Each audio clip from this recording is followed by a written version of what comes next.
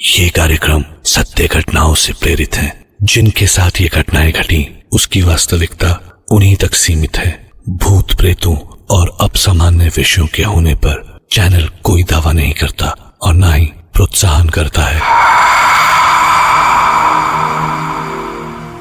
किसी प्रेत से टकरा जाने का ख्याल भर हमें कितना खौफजदा कर देता है, पर अगर कोई प्रेत आत्माओं के पूरे परिवार से टकरा जाए तो।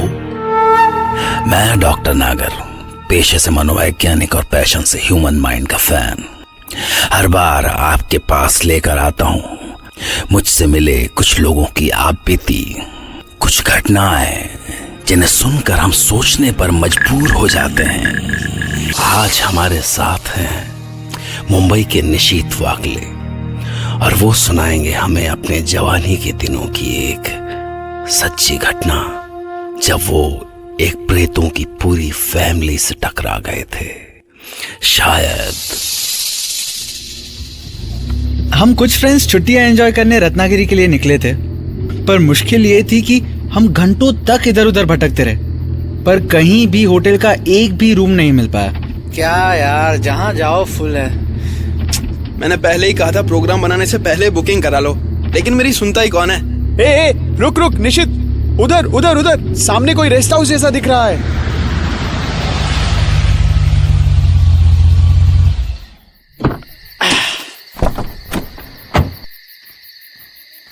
कहाँ कहाँ है तेरा रेस्ट हाउस? अबे वो देखना, उधर नहीं दिख रहा? वो खंडर। तू ऐसा कर, पीछे जा और कुछ देर के लिए आराम कर ले, तेरा दिमाग खराब हो गया।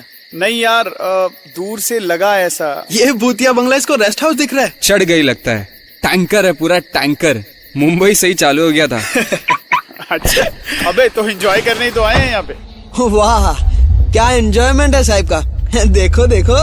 हंस लो बेटा, हंस लो, बहुत जल्दी रोने का टाइम आने वाला है। ये जो हीरो है ना, अभी तुम्हें ऐसा रुलाने वाला है कि। क्यों बे, मैं क्यों रुलाने वाला हूँ? जब रेलवे प्लेटफॉर्म पे सोना पड़ेगा ना, तब समझ में आएगा कौन और कैसे रुलाने वाला है। ठीक है, तो तू उतर गाड़ी से और जाके होटल का इंतजाम कर सबके लिए और बन जा हीरो।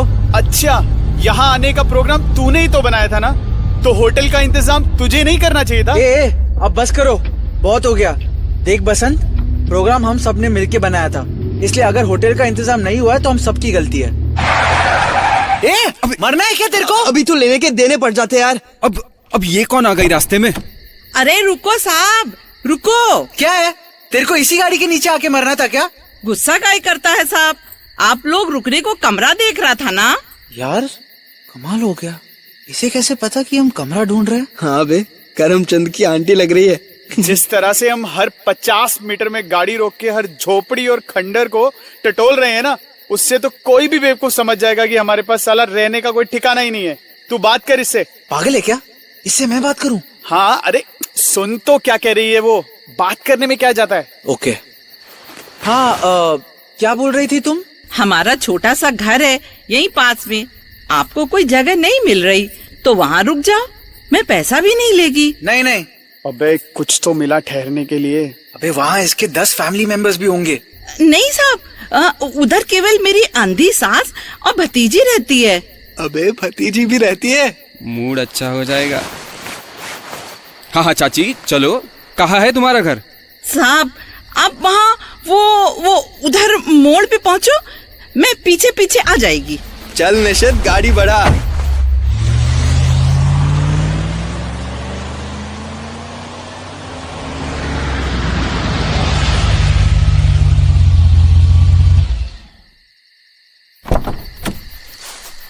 अब वो औरत पता नहीं कब तक आएगी। अब ये क्या, वो तो पहुंच भी गई।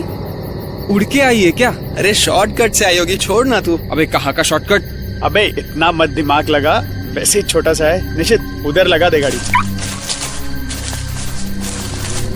आओ साहब, ये है हमारा घर। ये घर है? अबे इस उजाड़ की फोटो खींच रहा है? चलो ना साहब, अंदर से अच्छा है। अरे चलना यार। अबे धक्का क्या मार रहा है? तुझे बस इसकी भतीजी में इंटरेस्ट है ना? तो फिर हम लोग अंदर की ओर बढ़े। इधर आओ साहब, सीढ़ी से। पर जैसे ही हम अंदर पहुंचे अंदर से तो और बुरा हाल था। इक्का दुक्का सामान, वो भी धूल से सने हुए। इनका फोटो लिया? अच्छा है, इसकी फोटो आएगी। हमारा आदमी है, कुछ बरस पहले खल्लास हो गया। आप लोग बिस्तर झाड़ के आराम करो, मैं चाय लेके आती। धूल। चल चल यार, इस धूल में नहीं रुकना। देख तो क्या फाड़ू पिक्स आई है। तेरी पिक्की तो। अबे तुझे रुकना है तो रुक, हम तो चले। हम झगड़ रहे थे कि तभी हमें एक सुरीली आवाज सुनाई दी।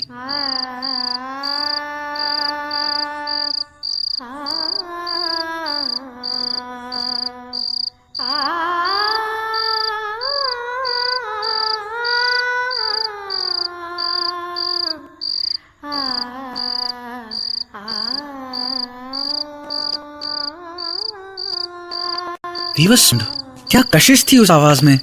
मयंक का तो सुर ही बदल गया। चाची, चाची, चाय बन गई क्या? मैं मयंक के पीछे पीछे गया तो देखता हूँ कि जिस रूम में वो एंटर हुआ वहां एक सुंदर लड़की थी। सिंपल बट क्या ब्यूटी थी उसमें। मयंक जाके उसके पास बैठ गया। आप बहुत सुंदर गाती है। अबे निश्चित आया यार। देखा, चालू हो गया ना मयंक। यार पता नहीं क्या है उस लड़की में, एक बार उसको देख लो तो पलक झपकती ही नहीं। तभी किसी बुढ़िया की खांसने की आवाज आई। बड़ी अजीब आवाज थी। ये क्या है? उस औरत की सास थी ना, वही होगी। मगर यार कौन सा इंसान ऐसे खांसता है? हम लोग शौक से एक उजाड़ रूम की ओर बढ़े। उसी ओर से खांसने की आवाज आ रही थी और जब दरवाजे से झांक के देखा तो वो ऐसा लगा जैसे वो 70-80 नहीं 1000 साल की अंधी बुढ़िया थी। चटाई पर गठरी बनी लेटी हुई थी और कैसी आवाज थी उसकी। दया, ओ दया, तू आ गया रे, आ गया रे तू। हमारा तो खून ही जम गया। हम समझ गए कि कुछ तो गड़बड़ है और बस उसी मोमेंट वहां से निकलने को तैयार हो गए। चल चल रोहित जल्दी चल यहाँ से। निकलो यहाँ से यार, कुछ गड़बड़ है। सामान उठाओ जल्दी और निकल चलो। मयंक, मयंक! अरे कहाँ भाग रहे हो? क्या हुआ? अरे यार तुम लोग भी ना। चल निकल यहाँ से। हम अपना सामान उठा के निकलने को ही थे कि तभी जाने कहां से वो औरत चाय लेके आ गई। कहाँ जा रहे हो साहब? चाय तो पी लो। नहीं नहीं पीनी चाय। चलो निकलो सब यहाँ से। और हम सब भाग के सीढ़ियों से नीचे उतरे और गाड़ी की ओर लपके। पर वो औरत इतनी तेज सीढ़ियां उतर सकती थी, वो जैसे उड़ के आई ठीक हमारे सामने। बहुत जल्दी में है साहब, चाय भी नहीं पी। तुम इतनी जल्दी कैसे आ गई? अबे जल्दी गया भाड़ में। बस हम निकल यहाँ से। वो औरत नहीं कुछ और ही है। भाग गाड़ी की ओर भाग। इधर जल्दी आ। चल जल्दी गाड़ी में चलो। भाग जल्दी चल। चाबी गाड़ी का है। गाड़ी किधर? गाड़ी उधर वो रही गाड़ी। चलो जल्दी चलो यार। स्टार्ट कर इसको। अबे कर तो रहा हूँ। अरे भगा निशित, जल्दी गाड़ी भगा जल्दी। निशित जल्दी गाड़ी भगा। और गाड़ी स्टार्ट हुई और हम ही जानते हैं कि मैंने जिंदगी में कभी स्पीड से ड्राइव नहीं किया। जैसे मौत हमारे पीछे पड़ी थी। जिस स्पीड से मैं ड्राइव कर रहा था सिर्फ 20 मिनट लगे होंगे सिटी पहुंचने में। उस रात हम गाड़ी में ही सोए, पर सुबह तक हम में से कुछ का डर क्यूरियोसिटी में बदल गया था, खासकर रोहित का। वो इन चीजों पे वैसे ही ज्यादा यकीन नहीं करता था। और अगली दोपहर हम फिर उस जगह जाने के लिए निकल पड़े। अभी हम उस जगह के पास ही पहुंचे होंगे कि हमें एक आदमी जाता दिखाई दिया। तो हमने उससे उस खंडर के बारे में पूछा। क्या बोलता है साहब? उधर कौन रहेगा अब? 10 बरस हो गया। आदमी और उसका भतीजी एक रोड एक्सीडेंट में खल्लास हो गया। उसका औरत, उसको खबर मिला तो उसको दिल का दौरा पड़ा, वो भी खल्लास हो गया। और वो अंधी बुढ़िया, वो तो चलने से भी लाचार थी साहब, भूखी प्यासी मर गई वो भी। क्या जाने आपको वो सब कैसे दिखा। तभी रोहित को जाने क्या हुआ, उसे चक्कर आने लगे। रोहित रोहित रोहित, अबे क्या हुआ इसको? रोहित तू ठीक तो है ना? रोहित, मुझे गाड़ी में ले चलो यार। हाँ ले जाओ यार, इसको उठा के गाड़ी में डालो। हमने उसको सहारा देके एक गाड़ी में लिटाया। अभी बड़ी मुश्किल से उसे होश आया होगा कि उसने अपना कैमरा निकाला, एक पिक्चर सर्च करके हमें दिखाई। ये वही था, ये आदमी वही था। कौन बे? क्या बक रहा है तू?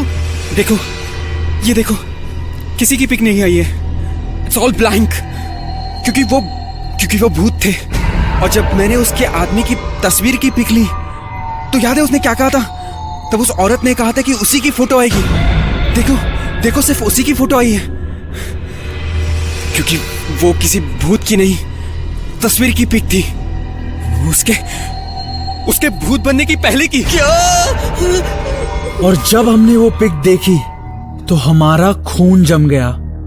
एक पल को लगा जैसे तस्वीर में उस बूढ़े ने पलकें झपकाई। ये पिक रोहित ने उसी खंडर में खींची थी, उस औरत के मर चुके आदमी की तस्वीर से। और वो आदमी वही था जिससे अभी कुछ देर पहले हमने बात की थी। निशित, बस मुड़ के मत देख, तू भगा। जितनी तेज हो सकता है उतना भगा, बस भगा। हम डर से पीले पड़ गए, सब बस यही चिल्लाए जा रहे थे, गाड़ी भगा निश्चित, आज कोई नहीं बचेगा। और मेरा ध्यान सिर्फ एक्सीलरेटर पर था। मेरे दिमाग में एक पल को भी ख्याल नहीं आया कि गाड़ी की रफ्तार क्या है। मैं तो सिर्फ मौत से दूर भागना चाहता था। और तभी जोर से आवाज हुई और हमने सामने जो देखा, वो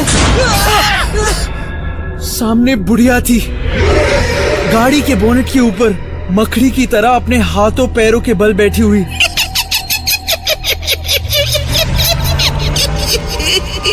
और तब भी सामने मोड़ आया और निशित संभाल।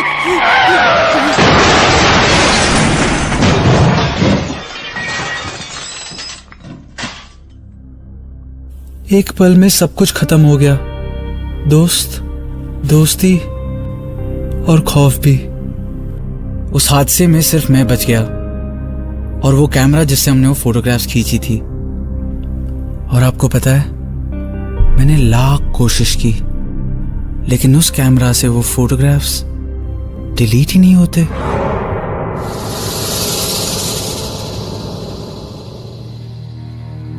सवाल है कि जिस घटना के इतने सारे गवाह मौजूद हों, वो झूठ कैसे हो सकती है। पर पहले वो औरत, लड़की, बुढ़िया और उसके बाद अगले दिन वो बूढ़ा भी